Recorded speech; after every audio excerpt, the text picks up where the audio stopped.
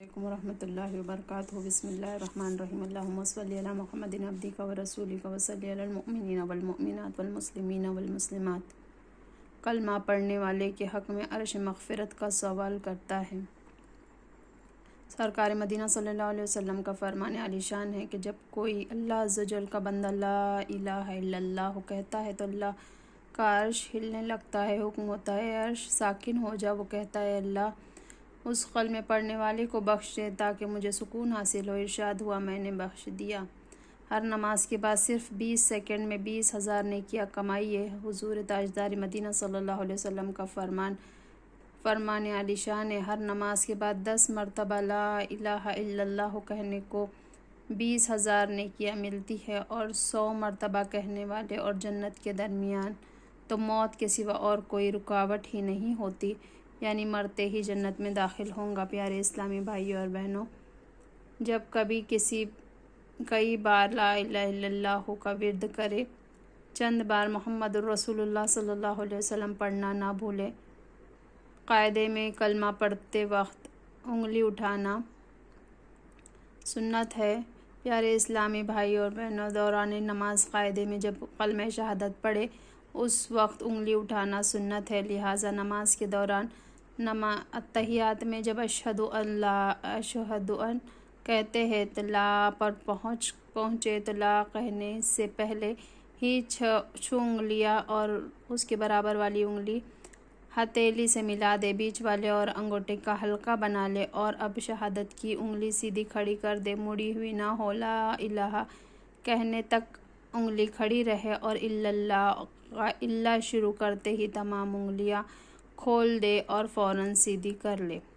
کرم ہی کرم۔ ایک دفعہ مدنی تاجدار صلی اللہ علیہ وسلم بیان فرما رہے تھے کہ ایک اعرابی نے حاضر خدمت ہو کر عرض کی، یا رسول اللہ صلی اللہ علیہ وسلم، میں بہت گنہگار ہوں۔ بیان ختم کرنے کے بعد مدنی تاجدار صلی اللہ علیہ وسلم نے اس سے پوچھا، کیا تیرے گناہ ستاروں سے بھی زائد ہیں؟ اس نے جواب دیا، ہاں۔ پھر آپ صلی اللہ علیہ وسلم نے دریافت کیا، کیا بارش کے قطروں سے بھی زائد ہیں؟ اس نے جواب دیا، ہاں۔ پھر آپ صلی اللہ علیہ وسلم نے پوچھا، کیا درختوں کے پتوں سے بھی زائد ہیں؟ اس نے جواب دیا، ہاں۔ پھر آپ صلی اللہ علیہ وسلم نے پوچھا، کیا تیرے گناہ اللہ عز و جل کی رحمت سے بھی زیادہ ہے؟ تو اس سوال پر وہ خاموش ہو کر رونے لگا۔ سرکار مدینہ صلی اللہ علیہ وسلم نے لا الہ الا اللہ کہہ کر اللہ عز و جل تیرے تمام گناہ معاف فرما دے گا۔ لا الہ الا اللہ کہنے والا کے تمام گناہ معاف۔ حضرت ابو ہریرہ رضی اللہ تعالیٰ عنہ سے مروی ہے کہ سرکار مدینہ صلی اللہ علیہ وسلم نے ارشاد فرمایا، جو شخص سچے دل سے لا الہ الا اللہ کہے، اس کے ذرہ برابر بھی گناہ باقی نہ رہیں گے۔ ساری کائنات کا وزن ایک طرف اور لا الہ الا اللہ کا وزن ایک طرف تو کلمہ شریف کا وزن بڑھ جاتا ہے۔ لا الہ الا اللہ والا پلڑا سب سے وزنی۔ حضرت عبداللہ ابن عمر رضی اللہ تعالیٰ عنہما سے روایت ہے کہ اگر 7 آسمانوں اور 7 زمینوں والے ایک پلڑے میں ہو اور لا الہ الا اللہ دوسرے پلڑے میں ہو تو لا الہ الا اللہ کا پلڑا بھاری ہو جائے گا۔ لا الہ الا اللہ کہنے سے آسمان کے دروازے کھل جاتے ہیں۔ کوئی اخلاص کے ساتھ کلمہ پاک پڑھے تو کلمہ شریف عرش تک بلند ہو جاتا ہے۔ حضرت ابو ہریرہ رضی اللہ تعالیٰ عنہ سے روایت ہے کہ سرکار مدینہ صلی اللہ علیہ وسلم فرماتے ہیں، جو آدمی اخلاص کے ساتھ کبھی اس کلمے کو کہتا ہے، اس کے لیے آسمان کے دروازے کھول دیے جاتے ہیں، یہاں تک کہ وہ عرش تک پہنچ جاتا ہے، جب تک گناہ کبیرہ سے پرہیز کرتا رہے۔ ایمان تازہ کرو۔ لا الہ الا اللہ کا ذکر کثرت سے کرنے سے ایمان تازہ ہو جاتا ہے، جیسا کہ حضرت ابو ہریرہ رضی اللہ تعالیٰ عنہ سے روایت ہے کہ مدنی تاجدار صلی اللہ علیہ وسلم نے فرمایا، اپنا ایمان تازہ کرو۔ صحابہ کرام رضی اللہ تعالیٰ عنہ نے عرض کیا، یا رسول اللہ صلی اللہ علیہ وسلم، ایمان کس طرح تازہ کرے؟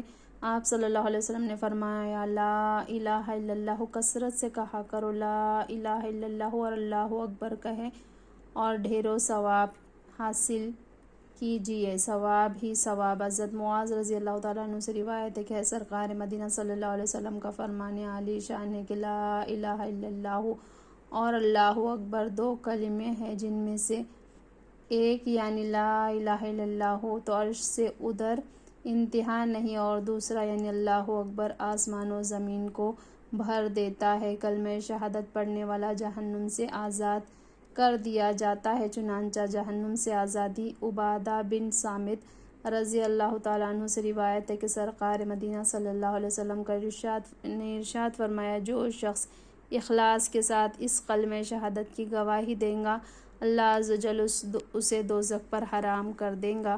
10 کروڑ نیکیاں صرف 2 منٹ میں۔ حضرت تمیم داری رضی اللہ تعالیٰ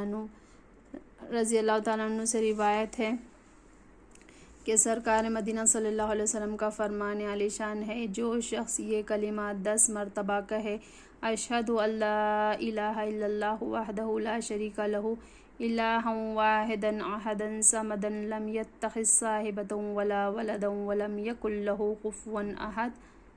ترجمہ: میں گواہی دیتی ہوں کہ اللہ عز و جل کے سوا کوئی معبود نہیں، اس کا کوئی شریک نہیں، وہ واحد معبود ہے، ایک ہے، بے نیاز ہے، نہ اس کی بیوی ہے، نہ اولاد، اور نہ اس کے برابر کا کوئی نہیں۔ ایسے آدمی کے لیے 10 کروڑ نیکیاں لکھی جاتی ہیں۔ سبز پرندہ: سرکار مدینہ صلی اللہ علیہ وسلم کا فرمان عالی شان ہے، جو کوئی صدقے دل سے لا الہ الا اللہ محمد رسول اللہ کہتا ہے صلی اللہ علیہ وسلم کہتا ہے تو اس کے منہ سے ایک سبز رنگ کا پرندہ نکلتا ہے، جس کے دونوں بازوں میں سفید موتی اور یاقوت جڑے ہوئے ہوتے ہیں۔ اس پرندے کے 10,000 سر ہوتے ہیں، ہر سر میں 10,000 منہ، ہر منہ میں 10,000 زبانیں، اور ہر زبان میں 10,000 لغت بولیاں۔ میں خدا کی بولیوں کی تسبیح کرتا ہوں اور کلمہ پڑھنے والے اور کے لیے استغفار کرتا ہوں۔ آسمان کی طرف بلند ہوتا ہے اور عرش الہی کے نیچے پہنچ کر تسبیح اور استغفار میں مشغول ہو جاتا ہے۔ اس پرندے کو اللہ تعالیٰ حکم فرماتا ہے کہ جنت میں داخل ہو جا۔ وہ عرض کرتا ہے، یا اللہ، میں جنت کی طرف اس وقت تک نہ جاؤں گا جب تک تو اس شخص کو نہ بخش دے گا جس کے منہ سے میں نکلا ہوا ہوں۔ ارشاد ہوتا ہے، اے کلمہ طیبہ سن کے اس نیک بندے کی زبان پر تو پورے طور سے ابھی جاری بھی نہ ہوا تھا کہ میں اس کے تمام گناہ بخش چکا ہوں۔ پھر اس پرندے کے اس کو 70,000 زبانیں عطا کی جاتی ہے، اور ہر زبان سے اسے کلمہ پڑھنے والے کے لیے دعائے مغفرت کرتا ہے۔ جب قیامت کے دن آئے گا تو یہ پرندہ اس نیک بندے کا ہاتھ پکڑ کر اپنے ساتھ اس کو جنت میں لے جائے گا۔ سبقت رحمتی علی غضبی، تو نے جب سے سنا دیا یا رب، آسرا ہم گنہگاروں کا اور مضبوط ہو گیا یا رب۔ 7 سنگریزوں کی گواہی۔ حضرت سیدنا ابراہیم واسطی رحمۃ اللہ تعالیٰ نے ایک بار حج کے موقع پر میدان عرفات میں 7 کنکر ہاتھ میں اٹھائے اور ان کنکروں سے فرمایا، اے کنکروں، تم گواہ ہو جاؤ کہ میں کہتا ہوں، اشہد ان لا الہ الا اللہ وحدہ لا شریک لہ واشہد ان محمدا عبدہ ورسولہ۔ میں گواہی دیتا ہوں کہ اللہ کے سوا کوئی معبود نہیں، وہ یکتا ہے، اس کا کوئی شریک نہیں، اور گواہی دیتا ہوں کہ محمد صلی اللہ علیہ وسلم اس کے بندہ خاص اور رسول ہے۔ پھر جب سوئے تو خواب کی دنیا میں پہنچ گئے، کیا دیکھتے کہ محشر برپا ہے اور حساب کتاب ہو رہا ہے، ان سے بھی حساب لیا جاتا ہے اور حکم دوزخ سنایا جاتا ہے۔ اب فرشتوں